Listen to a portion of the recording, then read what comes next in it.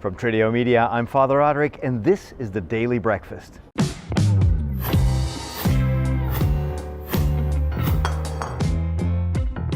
In this episode, the story of a bishop who left everything behind to start a new, simple life here in Rome. With the warmth of the sun and the glistening water here of the fountain on the right side of St. Peter's Square, you'd almost forget that it is wintertime, because it feels much more like, a warm autumn or perhaps even a late summer day. It's a gorgeous place to be. And I started here this morning already for Mass at the Friesenchurch, Church, which is the Dutch church close to the Vatican here. And I'm going to walk there now because I've got a story to tell. But before that, I just want to admire this huge Christmas tree on St. Peter's Square one more time. It is ready to be unveiled. The lights are already in place. Everything is ready. The only thing that needs to happen is they need to remove the fence around the nativity scene. And that is going to be a big reveal later this week. But unfortunately, I'll already be home. You can still get a glimpse of what's happening. There is a hole here in the back part of the fence has already been removed, and so you can see a few people adding the last touches, I think, to the nativity scene itself. And from the looks of it, it is very different from previous nativity scenes. I'm super curious.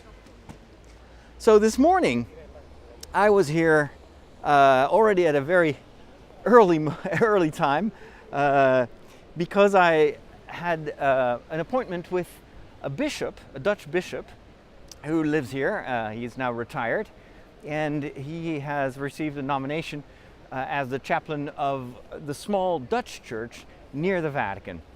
And I wanted to interview him. He's been here for a little more than a year, I think. And as is normal with bishops that retire, usually they kind of step away and you don't hear that much from them. But I thought having to film a Christmas episode here would be a great occasion to go and visit him and hear just his story. How is life here in Rome? How is it to celebrate Christmas far away from Rome? As I ruin a photo here, they were taking a picture of this Oriental family in front of the basilica, in front of the Christmas tree, and I think I walked straight through their picture when they were taking it. Oh well, they can take another one. So this morning, the bishop was saying Mass, and of course I wanted to be there as well. Film a little bit, but also afterwards have a conversation with him. And it became a really great talk, which was, of course, about life here in Rome and about Christmas, etc. But what touched me more than I expected was that it was also a conversation about minimalism, in a certain way, of course, without really mentioning minimalism per se. But it was very much a conversation about letting go, simplifying your life, and more of those topics that are very near and dear to me at the moment. So we're here in front of the staircase that leads up to the Friesenchurch Church. If you go around it, well, actually I can just climb the stairs here for a second, and I will show you. On Sundays there will be a big Dutch flag, but right now they've removed it. If you walk up the stairs on Sunday, a lot of the Dutch pilgrims come to Mass here, and you have to go through this gate. And then on the other side, I think I can just put my camera here, and I can show you a little bit. That's the entrance to the church. It's a very old church, although it's been kind of renovated almost as in a Renaissance style. And this is also a place where I was yesterday. I'm going to talk about that. This is where the distribution of food for the poor takes place twice a week. and I interviewed the sisters that take care of that. And that too was an incredible experience and an amazing story to film.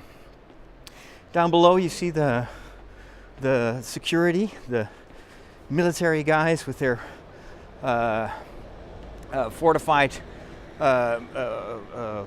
trucks or whatever to keep terrorists from menacing St. Peter's Square. This is the entrance to the convent of the sisters. These are Franciscan sisters, and they live here in this beautiful yellow orange building. And not only do they have their little community here, but it's also, and that was interesting to me, it's also a bed and breakfast. And I had no idea it was this close to the Vatican. So after having met these sisters yesterday, I think the next time I'll be staying here in Rome, I'll probably knock on their door first, because they were absolutely amazing. But I'll talk about those sisters a bit later on. First, with the bishop, after we had celebrated Mass, he said, well, you know, let's just walk to my apartment. And then I came up with the idea, well, perhaps while we're doing the walk, which I always, as a filmmaker, I love that, when we walk, because that is so much easier to cut and to edit than just to talk on a chair where there's just someone sitting there. It's just not very interesting, and always a bit hard to do something interesting with that. So it's like, well, perhaps I suggested we could go to a supermarket or a bakery or something like that, and you could buy one of those panettones. It's this Christmas cake that is very popular here in Italy. It's a very simple, fluffy cake with raisins in it. It's pretty good, and it is a staple ingredient for families. And I was like, that could be a nice interaction as well. The bishop who goes to, buy one of those panettones. So that's what we did. We walked for about 20 buongiorno. And so what was I saying? We walked to his apartment. It was about 20-minute walk, and I was surprised at the speed with which this bishop walked. So different from when he stepped down as a bishop from his diocese, because back then he had severe health problems. He was extremely tired, almost to the point of exhaustion. He was an old man when he left his diocese, and actually one of the reasons that he stepped down, even before reaching the age of 75, was that just physically he was unable to continue, which of course is pretty dramatic for a bishop. However, here in Rome, it's almost as if he had found his second youth. Now, of course, also helps that they found out right before he left for Rome what was the matter, why he was so fatigued. It turned out to be sleep apnea. And so they were able to diagnose that, give him this ventilator that he can use during the nights. And since then, he's like, I feel so much younger, I have so much energy.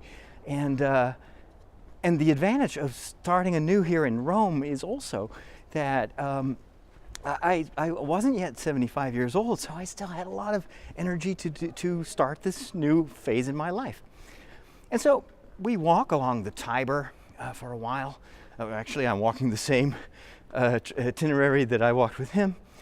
And we talk a little bit about Christmas and just the general things and how it was to arrive here in a country that he didn't know. And then he takes me to his apartment in a nice old neighborhood. From the outside it looked really derelict and not very nice, but then his apartment itself was very sympathetic. What struck me immediately was how sober it was. It looked like a few cells of in a monastery. And so I inquired. He had no stuff. Everything he had in his rooms was what he had bought here. It was just a few chairs that he bought at IKEA.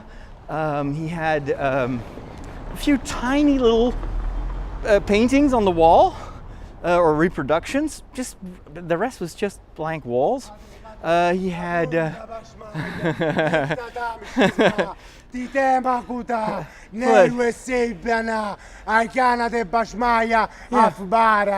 What's going on? Yeah. God bless you.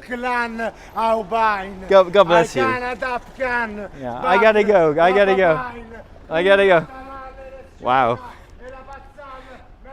I don't know what he was all saying, but kind of interesting things that happen here in Rome. I have no idea what he was saying. Oh well. All right. Where was I? So yes, I was talking with. I guess I'm not the only person who met this interesting child of God.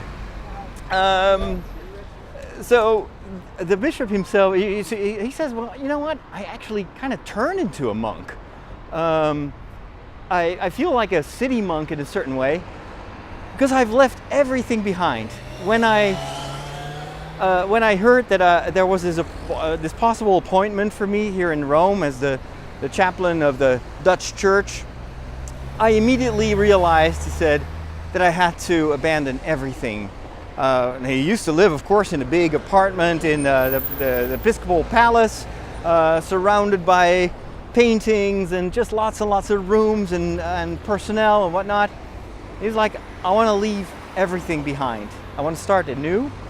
And that's what he did. And what I love was I've only got what's truly essential to my life. What matters to me. So he showed me every single picture that he had on the wall was about nativity. So it was an image. Oh, I thought I could cross the road here, but actually the light is still red. And there's still a lot of traffic here. As you can tell, the buses and the cars. And so all the nativity scenes that the pictures of the nativity stories that he had on the wall were for him the simplicity of God's incarnation. You know, you don't need complicated theology. You don't need to have all sorts of. Oops, let me run here before these guys start to. That's a good test of my gimbal, how stable it is. There you go. I was just running here. And there's another car that waits for me. That's good. It's still yellow though. Oh well. Or orange. So for him, those pictures symbolized the simplicity of God's incarnation. He wants to be close to us. He's born as a child. What is more simple than that? And I thought it was beautiful how he explained that. And he also said that has been one of the big lessons of his own new start here in Rome, was that you don't need much to be happy. And he had another small room where there was a table. He said, you know, I don't have to cook every day because I'm going to the German college to eat, but also to have company of the students and the priest there. But every week I invite people and I serve them a small meal that I prepare myself here at the table, because I think it's important to have guests. And then he also told me that he was struck when he first arrived here by the amount of homeless people in the streets around the Vatican. And a lot of those homeless people are just living there, sleeping underneath the colonnades. They're chased away by security in the morning because all those sleeping bags form a security hazard. And he's like, he wanted to do something, so he started to give. First, he gave to the homeless people themselves. Then he said, I almost felt like Santa Claus in the sense that everybody wanted me to help every single day. And he said, I just couldn't cope with that. So I started to give to the sisters next door who prepare meals for the homeless twice a week. And then there's another priest who serves, family, well, not family meals, but like a full 3-course meal every Sunday for the homeless. And then he's like, well, you know what? I wanted to parishioners, or the people that come to the church in the Dutch church, to perhaps partake in this. And so I invited them to also share their money for the same cause. And it just started to grow and grow. And he was like, this is a way to truly help where it matters most, because these homeless people are not just looking for food, but they are looking for a sign of, they're just being treated like human beings. And that was what struck me so much. So I visited these sisters yesterday while they were preparing the bread for, and it was not just panini, not just sandwiches, but there was also fruit, fresh fruit, and something to drink, and some snacks as well. And this Sister Rosa that I was interviewing, was constantly talking about her friends. These are not homeless people, these are not poor, these are our friends, because we treat them as we would treat Jesus. And in fact, for her, Christmas, the incarnation of Christ has that message, is that Jesus, you encounter Jesus not just in church, but you encounter them in those people that are hungry, and not just hungry for food, but hungry for attention, for a smile. There was this other smaller sister that I had a long conversation with, and she said that one, whoa, I don't know what's going on there. There are big refurbishments going on above my head. Kind of scary when you suddenly hear this noise coming from above. So this other sister said that what struck her about the sister that had founded that particular community, she always said, even if you have nothing to give, at least give them a smile. And she said that is oftentimes perhaps the biggest gift that you can give, just a smile, acknowledgement that you see that person, as a friend, and not just as someone who is needy or someone, who had bad luck or anything, just as a human being and a friend. So it was beautiful to see that simplicity, and the bishop said exactly the same thing. And so this whole simplicity that he showed, he told me the fact that he left behind almost all his belongings, except for those few pictures that he took with him, and that he now lives almost like a city monk, had been a tremendous help for him to mentally let go of his previous life as a bishop. And he said the first few months I struggled tremendously with this, because I was constantly thinking back of my time as a bishop. This was a new city, a new language, new people, and it was constantly on his mind, like, what have I done, and what's this new life going to be?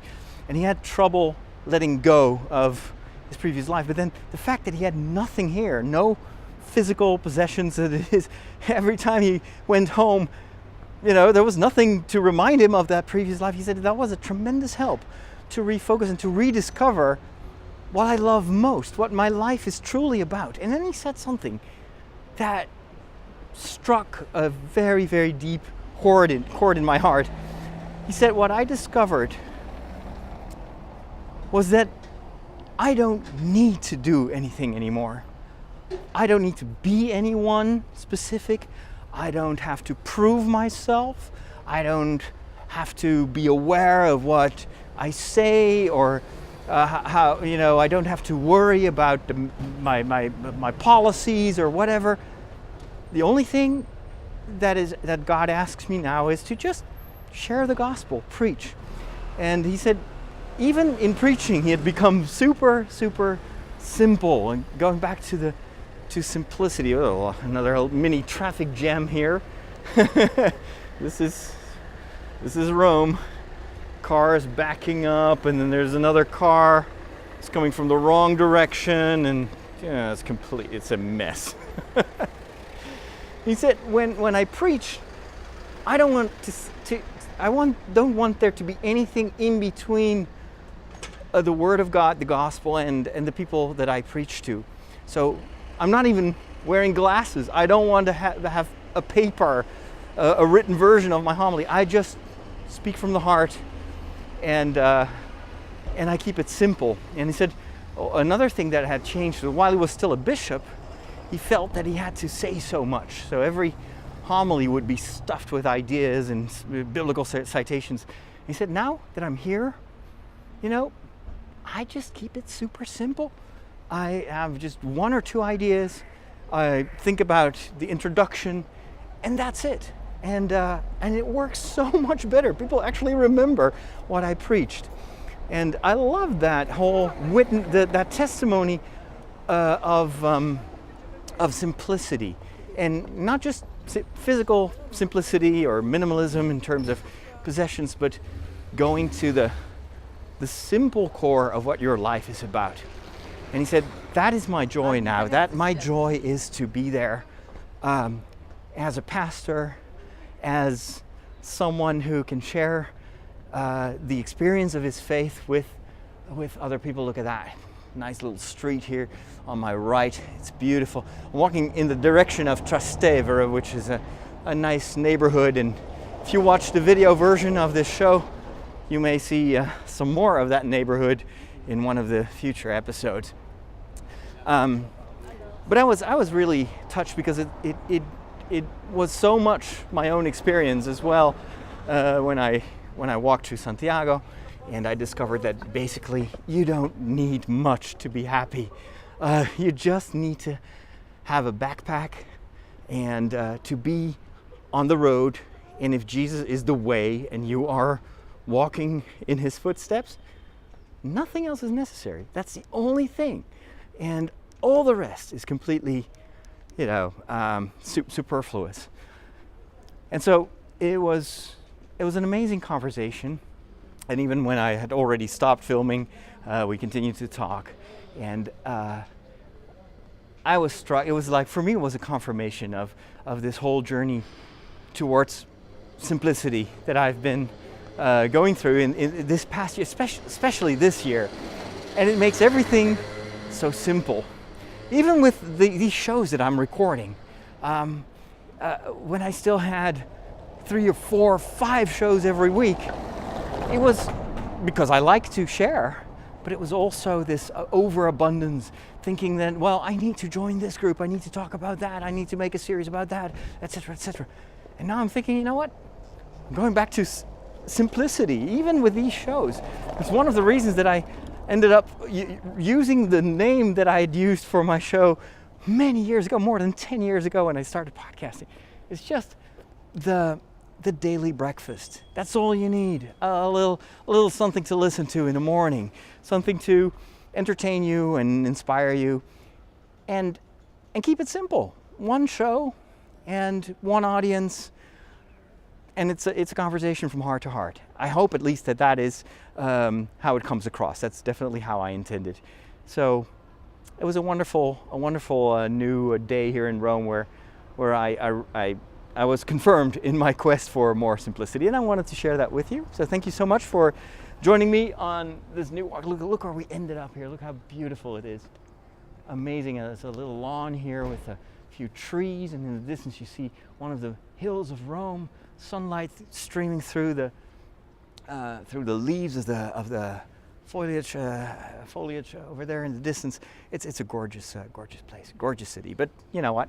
I'm not telling you anything new. So thanks for watching. If you want to subscribe, click that subscribe button on YouTube. If you want to listen or subscribe to the podcast, the audio only version of this show, go to tridio.com/subscribe.